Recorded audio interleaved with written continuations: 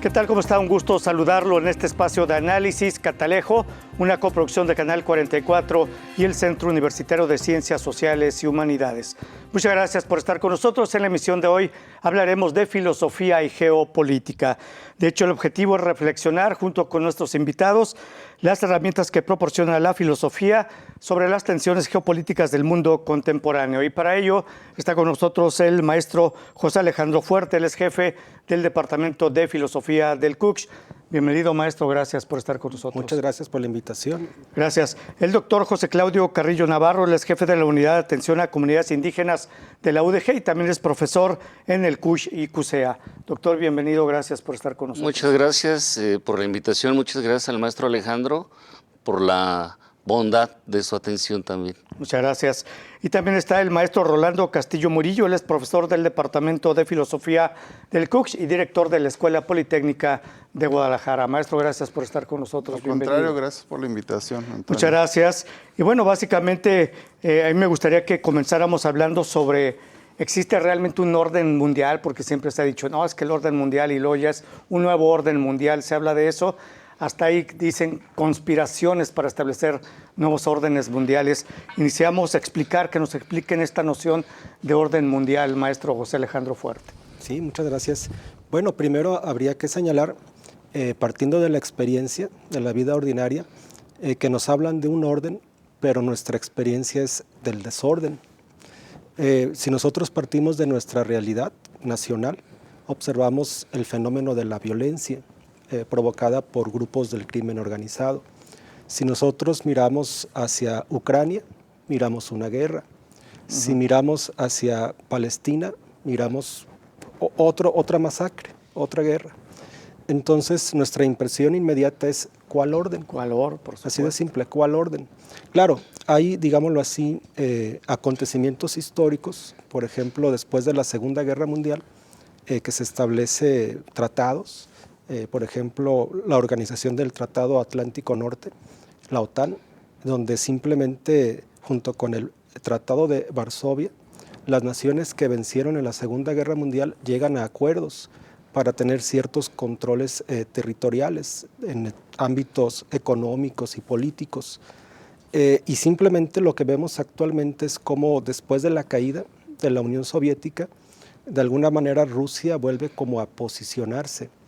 Y encontramos tensiones en el planeta, dado que hay como un nuevo eje de poder en Euroasia, que sería básicamente una alianza entre Rusia y China contra el orden que de alguna manera sustenta Estados Unidos y sus aliados, como Inglaterra, Francia, Japón. Entonces, son las tensiones que encontramos actualmente. Para algunos estamos pasando de un orden unipolar, que era básicamente Estados Unidos, a un orden multipolar, donde estaría esta presencia de China y de Rusia. Muchas gracias, maestro. Doctor. Bueno, a mí me parece que en esa misma lógica habría que hablar de un proceso histórico de orden-desorden, ¿no? Es decir, así como hubo un imperio romano y luego un imperio en Bizancio, y luego posteriormente ha habido reorganizaciones y rearticulaciones de imperios, de grandes imperios, pues precisamente lo que estamos presenciando ahora es una redefinición, una nueva cartografía de cómo el mundo se está repartiendo. Y a mí sí me parece que el elemento de orden económico es un elemento fundamental, ¿no?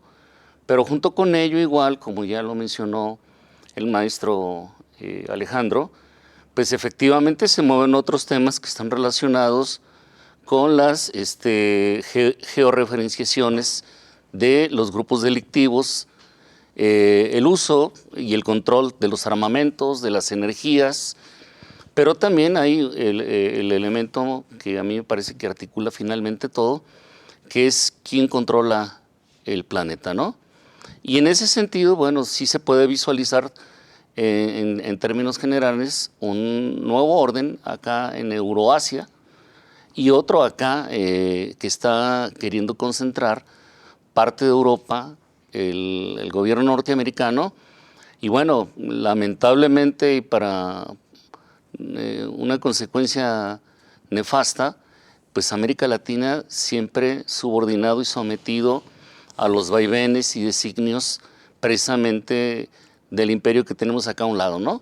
Entonces, yo creo que eso habría que irlo articulando por temas, es decir, el tema del armamento, el tema del control geopolítico, el tema de la concentración de la riqueza en las grandes oligarquías que están bien definidas y bien concentradas, y yo creo que eso nos puede dar luz de cómo en un momento dado precisamente el devenir de la estructura geopolítica de nuestro planeta va adquiriendo nuevos rostros. Gracias, doctor. Maestro Castillo, ¿qué nos comenta al respecto sobre este orden o desorden mundial? Bueno, siguiendo la idea planteada tanto por el maestro Alejandro como por el doctor Claudio, en la historia de la humanidad, la organización de los seres humanos, valga la redundancia, siempre ha tendido a establecer un orden. Desde los primeros pueblos, pues se trataron de organizar, tener un cierto orden respecto a su organización. Luego, pues conocimos de los imperios, conocimos de las monarquías y el ser humano ha buscado formas de organización y de establecer un orden. Ya el concepto de orden mundial, pues ya lo conocemos pues en el siglo XVII, siglo XVIII, cuando ya el mundo se empieza a comunicar y empieza a haber comercio entre ellos. Y ahí empiezan los conflictos entre las potencias de la época que estaban particularmente en Europa. Y a partir de ahí, bueno, se empieza a hablar de un orden mundial en el cual las potencias hegemónicas tratan de establecer un orden conforme a sus intereses. En ese devenir de la búsqueda de un orden, la filosofía ha jugado un papel relevante desde diversos aspectos. Desde el criticar la forma en cómo se organiza y se gobiernan las sociedades, hasta el proponer nuevas formas de organización, y eso pues está reconocido y está incorporado en los documentos que actualmente fundamentan al menos los intentos de orden mundial, como es la Carta de las Naciones Unidas o los propios derechos humanos. Muy bien, muchas gracias. Y en este orden o desorden del que ya dio cuenta el maestro Alejandro Fuerte, ¿se puede evitar la violencia precisamente o no se puede evitar la violencia para realmente lograr un orden mundial, maestro Alejandro Fuerte? Yo pienso que sí es posible evitarla, pero se necesita llegar a acuerdos entre las grandes potencias.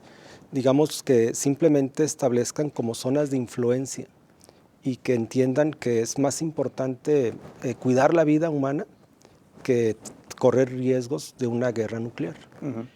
Muy bien. Doctor Carrillo. Bueno, es complicada la pregunta de si se puede obtener un nuevo estado de paz en medio de esta conflictividad creciente, perdón, porque pues efectivamente hay un modelo de pensamiento único que está planteado efectivamente desde una racionalidad. Y la racionalidad que mueve todo esto es el neoliberalismo.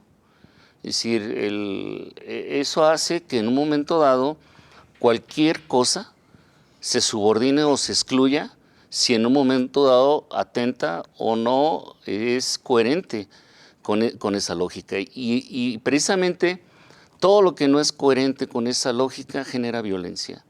Yo me atrevería a decir que incluso la lógica y la racionalidad del capitalismo, del que estamos viviendo actualmente, pues es generadora de violencia.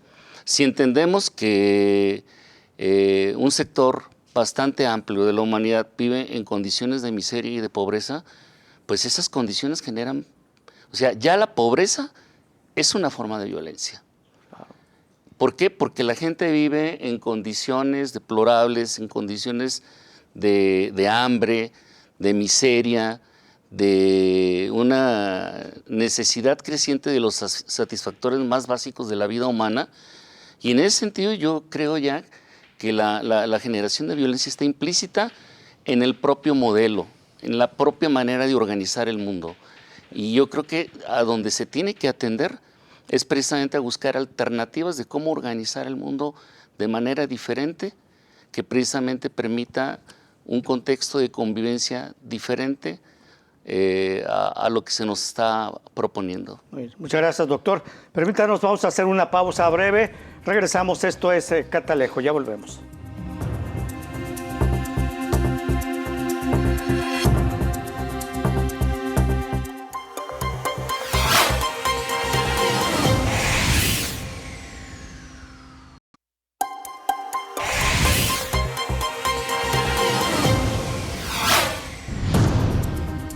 Continuamos en Catalejo, gracias por seguir con nosotros. El tema en la emisión de hoy, filosofía y geopolítica. Y bueno, yo quisiera que entramos en el tema del problema de la seguridad mundial ante el potencial riesgo de una guerra nuclear y preguntarles concretamente y puntualmente qué han propuesto los precisamente filósofos para plantear la paz en el orden internacional. Iniciamos con el maestro Castillo, adelante. Bueno, tenemos antecedentes. Emmanuel Kant ya lo planteaba en un libro que se llama, un ensayo sobre la paz perpetua, en donde ya planteaba que la única forma de evitar la violencia y tener paz es mediante acuerdos jurídicos, se los planteaba, y mediante el desarrollo de los principios éticos. Él lo planteaba desde la perspectiva de los imperativos categóricos que podrían de alguna manera ser útiles para lograr esa paz perpetua. No hay otra manera de organizar el mundo si no es mediante la paz, porque mediante la violencia siempre habrá quien va a sufrir esa violencia y tendrá resentimiento, y habrá un momento en que va a querer vengarse de esa violencia sufrida, y la única manera es a través de una serie de acuerdos jurídicos que puedan marcar las relaciones entre los estados, y el caso concreto es lo que ocurre en la Comunidad Económica Europea, es una concreción de esa idea kantiana. Muy bien. Gracias, maestro. Maestro Alejandro Fuerte. Sí, yo voy a seguir esta misma línea de Emmanuel Kant. En su libro La paz perpetua, él establece como las condiciones de posibilidad en el orden internacional. Considera, partiendo de Thomas Hobbes, que básicamente vivimos en un estado de naturaleza en orden internacional, lo cual significa estado de guerra, sea potencial o actual. Sin embargo, él piensa que los estados, si adquieren formas republicanas, digamos democracias, pueden como naciones aliarse. De ahí surgió la idea de la Confederación de Naciones y después la ONU. Y básicamente sería que a partir de esa organización de estados haya como un respeto mutuo. Él básicamente, su idea de ética es que cada individuo tiene, digámoslo así, dignidad, y que nosotros como seres humanos somos racionales y que por ende podemos pensar en el otro y respetar la dignidad del otro. Entonces, en términos de estados, Kant piensa que se tiene que dar la misma relación de respeto. Si se da esa relación de respeto, se dan las condiciones para la paz. Si no es así, entonces recaemos en lo que Hobbes nos decía, que simplemente se impone el más fuerte, que en este caso lo podemos ver con ese derecho de veto que existe en la ONU, que nosotros observamos que hay guerras, que hay conflictos, que los países hacen propuestas para que se sienten a negociar, pero el derecho de veto hace que el que tiene mejores armas, esas iniciativas no procedan. Sí, muy bien, gracias, maestro. Doctor Carrillo, ¿qué nos comentarás? Bueno, a mí me parece que el ideal de la ética kantiana y el pretendido universalismo a partir de una racionalidad compartida, pues es muy complejo que se pueda plantear en un universo pluricultural e intercultural que es el que vivimos, ¿no? Es decir, yo creo que hay muchas racionalidades, hay muchas culturas, y quizás a lo mejor el propósito de establecer acuerdos universales que respeten la diferencia, la diversidad y que puedan convivir. Yo recuerdo ahorita el nombre de un libro de Alain Touraine que se preguntaba, ¿podemos vivir juntos? Y la pregunta iba orientada precisamente a este tema, ¿no? De esta diversidad y esta pluriculturalidad que obedece a distintas racionalidades, hay distintas cosmogonías, y eso, aunque la pretensión sea loable, ¿no? Del racionalismo ilustrado kantiano, pues también yo creo que habría que incorporar este nuevo elemento porque no hay un solo diálogo, hay más bien muchos diálogos porque hay muchas voces. Y quizás ponerlas al unísono pues sea una pretensión un tanto metafísica, idealista, pero sí es importante que en un momento dado, quizás a lo mejor buscando una estrategia de diálogos parciales, relativos, coyunturales, históricos, que respeten precisamente esa diversidad, pudiera ser que en un momento dado pudiera ayudar a esta pretendida idea de paz. Más bien yo creo que hablaríamos, como dicen ahora los teóricos de la paz, habría que hablar de las paces, no de la paz. Sí, pues son distintos, ¿no? Distintas paces. Muy bien.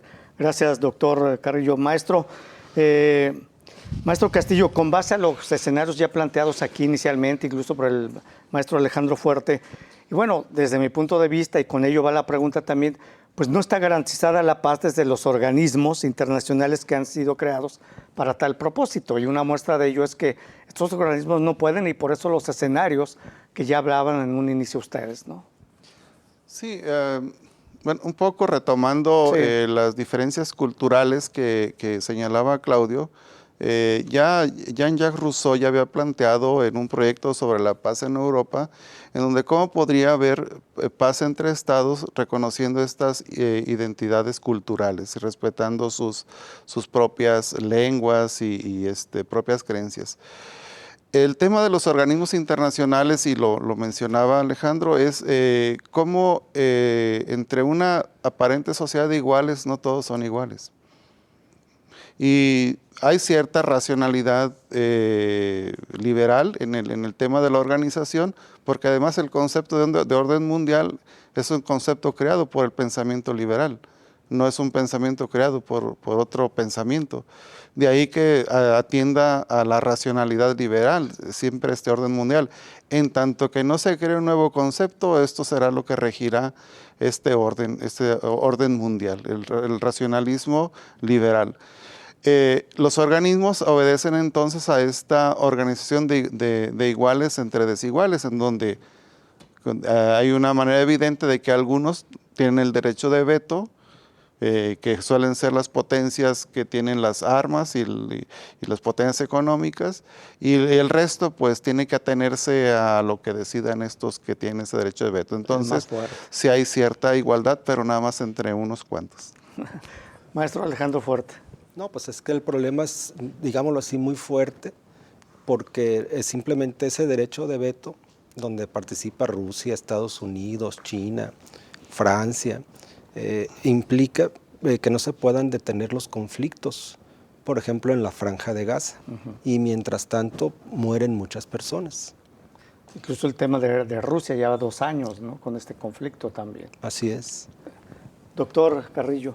Yo coincido en que el fundamento de este planteamiento se está sustentado en una racionalidad liberal o neoliberal, si se quiere el caso, aunque el término está un poco vapuleado actualmente, ¿no?, por los usos y abusos que hay del término en ciertos contextos, pero yo creo que hay que admitir que efectivamente este orden obedece a una idea de orden que está planteado desde un lugar.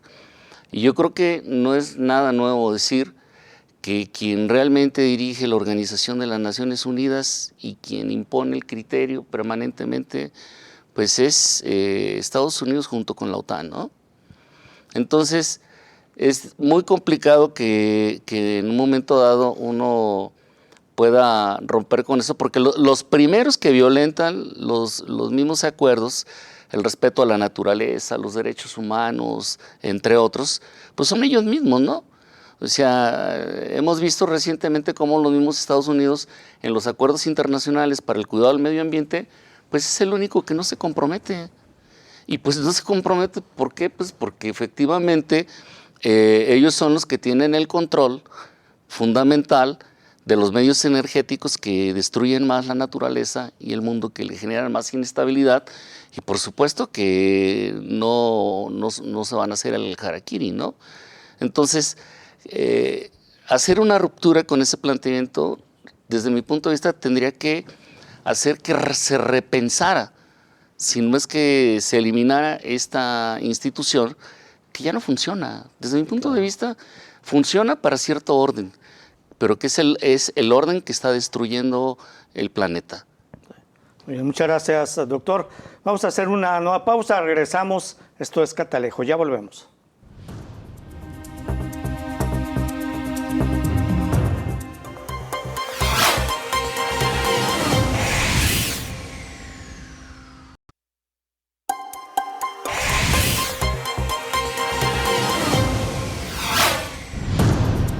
Bueno, continuamos. Gracias por seguir en Catalejo. El tema de la emisión de hoy es la filosofía y la geopolítica.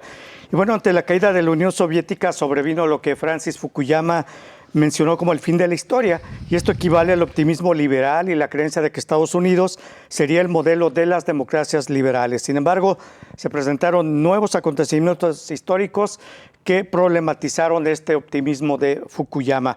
Y yo les preguntaría a ustedes, ¿está garantizada la seguridad de la población mundial precisamente por los sistemas a los que ya hicieron referencia el neoliberalismo, los sistemas político-económicos que gobiernan los distintos estados? Maestro Castillo, iniciamos con usted. No, es evidente que no está asegurada la paz. Este optimismo presentado por Fukuyama, bueno, era ocasionado por el hecho del derrumbe de las propuestas ideológicas distintas al liberalismo. Y bueno, en esa época también está en pleno auge el neoliberalismo, el cual, bueno, 30 años después demostró que tampoco es una opción viable. Yo creo que, si bien es cierto que la humanidad siempre ha dado pasos para la búsqueda de la paz, pero aún no ha encontrado cuál es el camino hacia la paz, porque más allá de los intereses económicos que tengan las grandes potencias o las personas, creo que sí hay un interés genuino en sobrevivir como humanidad. Sin embargo, los pasos que se han venido dando quizá no son perceptibles para nuestra generación, quién sabe para las siguientes generaciones, porque mi pensamiento de destrucción de la humanidad estaba presente en el siglo XIX, en Europa principalmente, con tantas guerras que vivían ellos. Y ahora no solo pues preocupa a Europa, sino preocupa a todo el mundo lo que estamos viviendo. Pero creo que es un proceso que va la humanidad siguiendo, y pues tiene que resolverlo, de lo contrario pues desaparecerá. Sí, muy bien. Maestro Alejandro Fuerte. Bien, yo aquí voy a retomar a Chomsky, un libro que se llama ¿Quién domina el mundo? Y como ya se señaló, básicamente Chomsky va planteando el dominio de Estados Unidos y sus aliados, la OTAN. Entonces él pregunta, oye, pero ¿les interesa la seguridad de los ciudadanos? La respuesta es no. Exponen la seguridad de los ciudadanos. Él pone el caso de 1962, en el que hubo una crisis de una posible confrontación nuclear entre Estados Unidos y Rusia por unos misiles en Cuba. Pero lo curioso es que estamos en una situación muy semejante nosotros actualmente, por toda la situación que se está dando en Ucrania y donde ha venido interviniendo la OTAN. Y de hecho sabemos por las noticias que Alemania se filtró una información de que querían volar un puente en Crimea. Entonces la respuesta de Rusia fue ejercicios con sus misiles nucleares. Entonces allí es donde se pone muy frágil la situación para la humanidad, porque aunque haya un negocio, digamos, de las élites, a través de las cuales ellos venden armas, por ejemplo Estados Unidos a la OTAN, y eso le permite reactivar su economía a costa de la muerte de muchas personas, a pesar de ello, ellos mismos tienen que cuidar un cierto equilibrio para que la situación no se salga a una guerra o a una confrontación de carácter nuclear. Porque desde esa época, nos dice Chomsky, bien sabían que no habría vencedores. O sea, que está garantizada la aniquilación mutua. Sí. Gracias, maestro. Doctor Claudio Carrillo.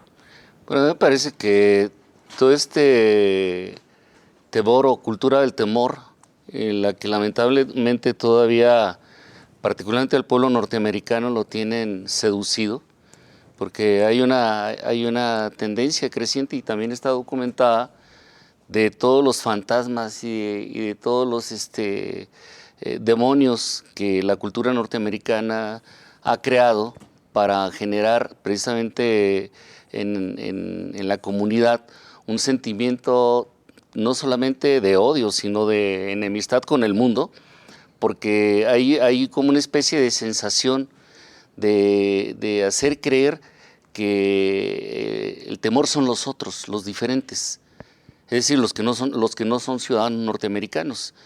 Y es muy lamentable, y uno escucha, y lo mencioné hace un momento, está documentado de cómo los temores más importantes del ciudadano común norteamericano no existen, ¿no?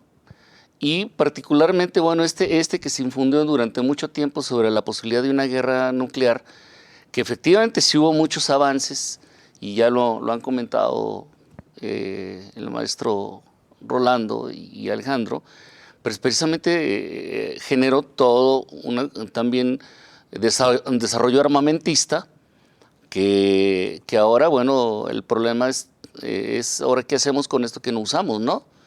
Digo, hasta donde tengo entendido, todavía los misiles en Cuba están apuntando, ¿no?, hacia Washington, a Nueva York particularmente, aunque, digo, cada vez es más claro el decaimiento, ¿no?, de la sociedad cubana, pues después de tantos años de embargo y de aislamiento, pues seguramente va a haber un momento en que esto no va a resistir.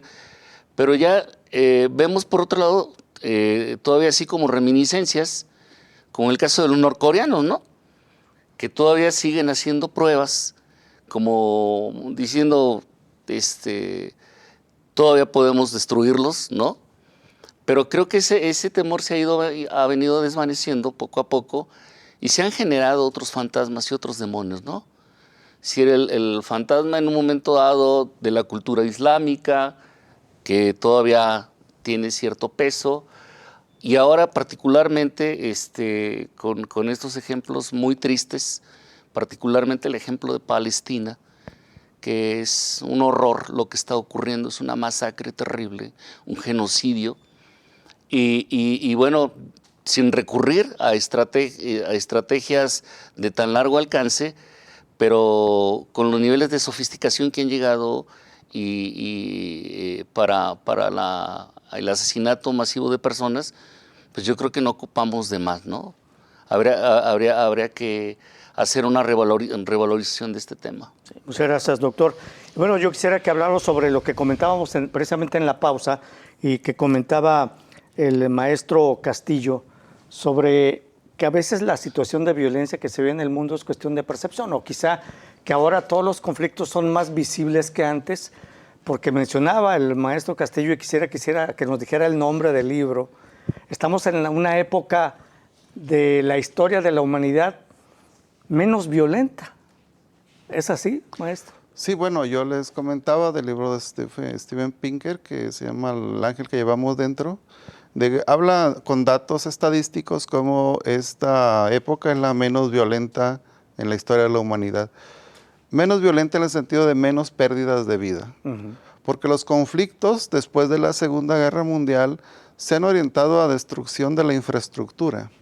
Es decir, más que acabar con vidas, es acabar con la infraestructura de las naciones o de las regiones, para de esa manera poder obligarlos a rendirse. Hasta la Primera Guerra Mundial, recordemos que la lucha era más cuerpo a cuerpo, entonces había trincheras y pues ahí había matazones terribles, ¿no? En la Segunda Guerra Mundial, pues también ya no había trincheras, ya había otro tipo de armamento, y bueno, la demostración de las bombas atómicas que en unos segundos acabaron con miles y miles de vidas. Pero a partir de ahí, ya las guerras se han librado más en la destrucción de la infraestructura, en las áreas de producción, las carreteras, los puentes, etcétera, con la finalidad de evitar que una región o un país pueda defenderse. Y de ahí que ha costado menos vidas, aunque bueno, ha habido conflictos sangrientos como el de Vietnam, en Corea mismo, pero no se comparan con lo que hubo en siglos anteriores, ¿no? o las guerras mundiales del siglo XX. Entonces, eso es el cambio del conflicto y actualmente, pues, sí, la población civil está sufriendo los ataques de una guerra como la de Ucrania o como la de Rusia contra Ucrania o la de la Franja de Gaza. Sin embargo, el principal objetivo de esos ataques ha sido la infraestructura, edificios, complejos habitacionales, hospitales, etcétera. ¿Para qué? Con el fin de doblegar al enemigo.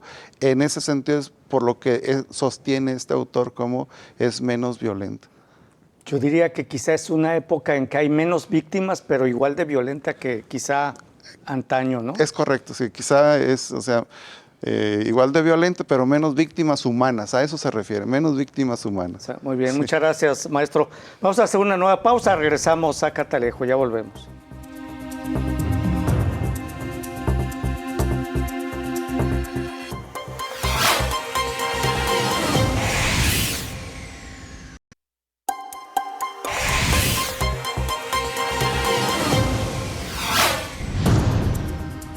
Gracias por estar en Catalejo. Bueno, las tensiones entre Estados Unidos y Rusia se vuelven a presentar, pero ahora en la guerra de Ucrania. Estados Unidos y sus aliados apoyan a Ucrania y sancionan a Rusia. Rusia resiste y se alía con China y esto va generando, como ya mencionaba, un nuevo orden multipolar. Asimismo, se puede abordar el conflicto entre Israel y Palestina y yo quisiera preguntarles a los tres si existe un riesgo real de conflicto nuclear en el mundo contemporáneo y cómo se puede plantear desde la filosofía, maestro Alejandro Fuerte, si hay o no un sentido inherente a la historia. Bueno, voy a empezar con lo último. Sí. Yo diría que es muy difícil actualmente sostener que exista un sentido inherente. Eso lo pensaba, por ejemplo, Hegel, lo pensaba Marx, o sea, desde la dialéctica. Pensaban que había un sentido y que gradualmente se iba a alcanzar. Por ejemplo, Hegel pensaba a través de la Revolución Francesa la libertad y la igualdad como ideales que estarían guiando a las instituciones. Y de hecho Fukuyama así leyó a Hegel. Cuando cayó el socialismo, dijo, tenía más razón Hegel que Marx. Marx proyectó el socialismo y ahora que cae la Unión Soviética, el que termina teniendo la razón es Hegel. Bien, entonces pareciera así. Sin embargo, con los acontecimientos posteriores del 11 de septiembre del 2001, ahí se habla, por ejemplo, más de un conflicto entre culturas, un choque de civilizaciones. Entonces ahí ya resulta más claro esto que nos decía el doctor Claudio en torno a la multiculturalidad, o sea, que no todos vemos la historia igual, claro. De manera tal que no podemos proyectar un solo sentido, una sola universalidad, una sola totalidad. Entonces eso ya problematiza esa filosofía de la historia que Occidente de alguna manera en los filósofos alemanes proyectó. Y tan así que Heidegger en Ser y Tiempo plantea el poder ser, o sea que el hombre no está determinado teleológicamente por ninguna filosofía de la historia y que es lo que proyecta, aquello con lo cual se compromete. Entonces simplemente no podemos postular un sentido inherente a la historia, sino más bien pensando a través de Hegel un juego de fuerzas, que es lo que veríamos actualmente entre estos polos, Estados Unidos, la OTAN, Rusia, China.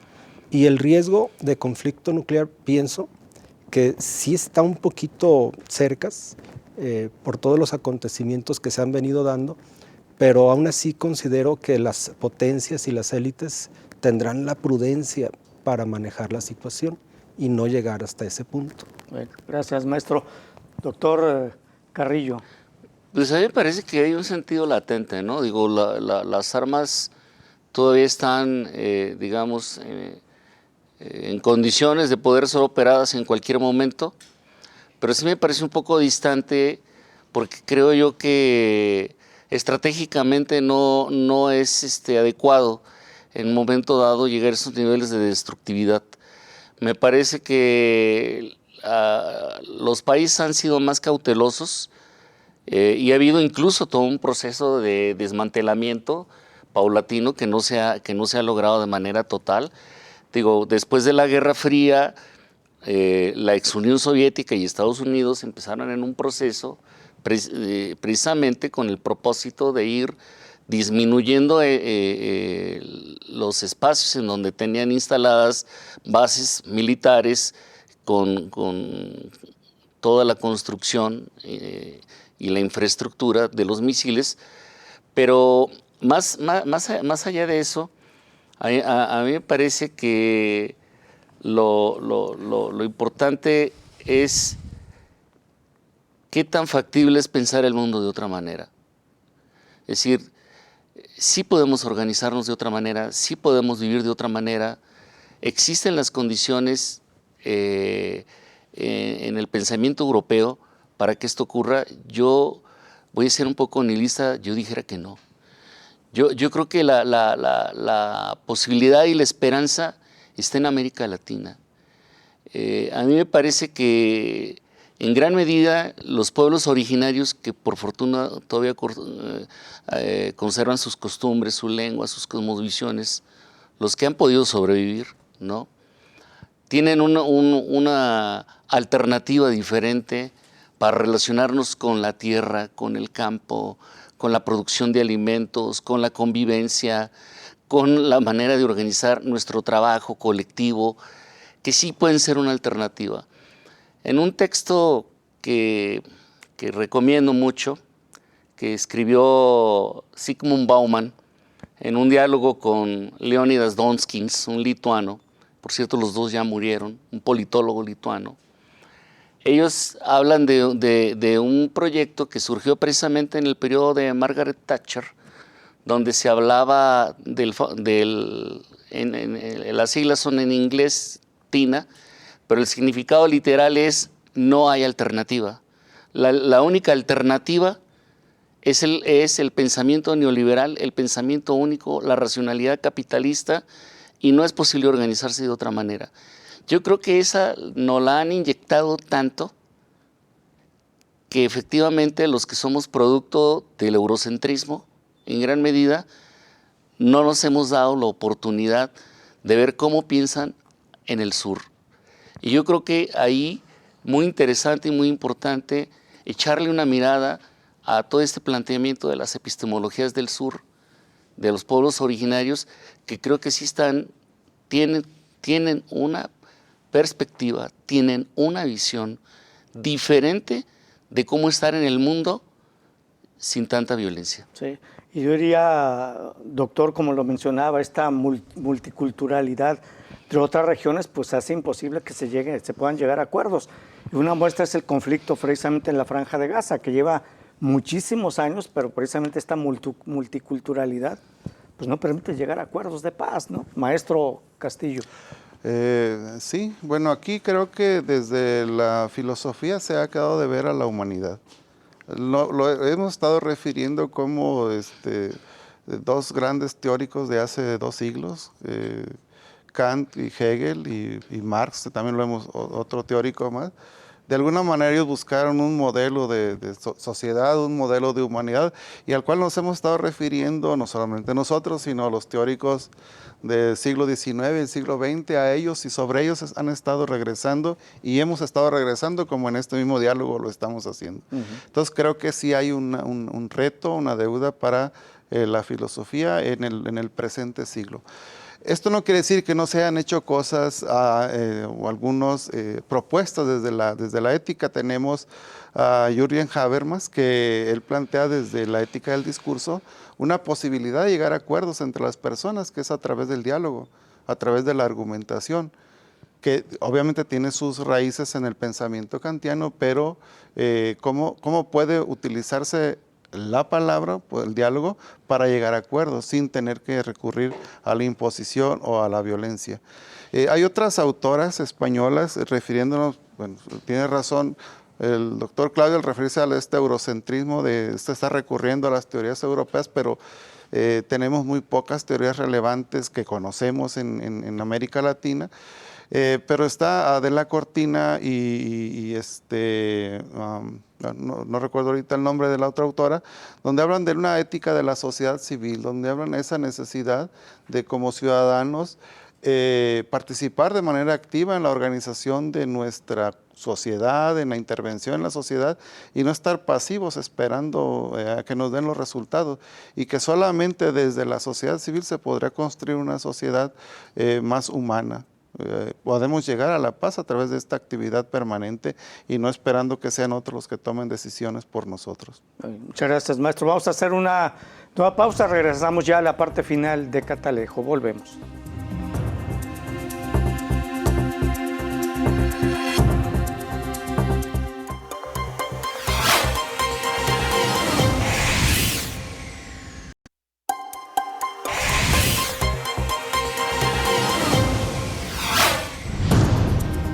Bueno, llegamos a la parte final de Catalejo en esta emisión, Filosofía y Geopolítica, y quisieran ustedes como especialistas unas reflexiones filosóficas sobre los conflictos bélicos, la importancia de que sean mediados los conflictos, que se respeten derechos humanos, particularmente en este tema de la Franja de Gaza. Iniciamos con el maestro Alejandro Fuerte. 3 minutos, maestro. Sí, es un tema muy sensible, que usted nos señala, la Franja de Gaza. Desafortunadamente, el derecho de veto que se ha establecido impide que las propuestas que se han elaborado para llegar como a detener ese homicidio o ese crimen o ese genocidio, pues no se ha podido como lograr. Entonces es una crisis humanitaria la que se está viviendo. Yo creo que todo el mundo de alguna manera lo siente, y simplemente es que los Estados Unidos dejen de dar tanto apoyo al Estado de Israel. Ahí probablemente haya una intención doble, porque no solamente es beneficiar a Israel, probablemente la intención de fondo sea involucrar a Irán dentro del conflicto, porque Irán a su vez está aliado con China y con Rusia. Entonces, si escala el conflicto en Medio Oriente, va a escalar en otros niveles. Y si ustedes observan, la intención de Estados Unidos es que en este momento, como la guerra de Ucrania la va perdiendo, lo que pide Estados Unidos es que sea la OTAN la que se encargue de luchar en contra de Rusia, porque el propósito de Estados Unidos es luchar contra China. Entonces, ahí tenemos un escenario complejo, que además está politizado por la misma situación interna de Estados Unidos, porque vienen las elecciones este año. Y ahí, de paso, también nos toca a nosotros, porque también tenemos nosotros el problema de los carteles del crimen organizado, y ellos a su vez pueden arguir que son narcoterroristas y pueden también decir que es lícito para ellos invadir nuestro país. Sí, y también en un escenario electoral en el país, ¿no? Exacto.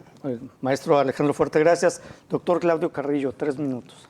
Bueno, a mí me parece que este juego de la doble moral con el que de manera permanente el gobierno norteamericano opera es de llamar la atención, ¿no?